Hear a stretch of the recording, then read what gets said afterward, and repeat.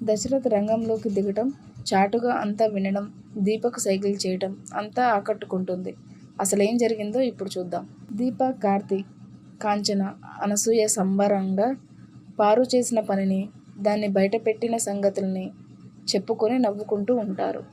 ఇంతలో శౌర్య వచ్చి ఏం మాట్లాడుకుంటున్నారు అని ఆరా తీస్తే కార్తీక్ శౌర్యను దగ్గరకు పిలిచి, నువ్వు చిన్నదానివి కాబట్టి పెద్దల మాటల్ని పదే పదే అడగటం కరెక్ట్ కాదు అని మంచి చెబుతాడు. త్వరలో భోజనాలు చేస్తారు ఆనందంగా.